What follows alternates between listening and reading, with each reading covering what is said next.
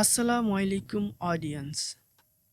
আজকে আমরা ইংরেজি উচ্চারণের এমন 4টি নিয়ম শিখব যেগুলো জানলে আপনি ইংরেজি বলা এবং পড়া সহজ হয়ে যাবে। তো চলুন শুরু করা যাক। আজকে আমাদের আলোচ্য বিষয় হচ্ছে বাংলায় অ বা ইংরেজি লেটারগুলো কখন কোন পজিশনে বসে বাংলা অ সাউন্ড দিবে সেটাই আজকে আমরা শিখব। নাম্বার 1 টিপস, এরপর যদি এল থাকে তাহলে সাধারণত অ হয়। এই যেমন ধরুন বল, কল, স্মল।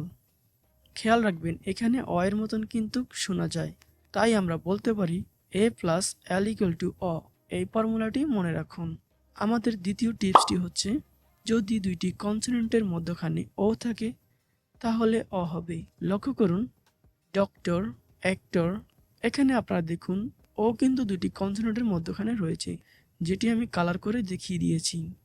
নাম্বার 3, এটি হচ্ছে দুটি কনসোনেন্টের মধ্যখানে ও থাকলে তার ব্যতিক্রম। এখানে মূলত কনসোনেন্ট এবং ভাওয়েল প্যাটার্ন কাজ করে, অর্থাৎ যদি কোনো সিলেবলের মধ্যে কনসোনেন্ট প্লাস ও কনসোনেন্ট প্লাস ভাওয়েল থাকে তাহলে এই নিয়মটি কাজ করবে না।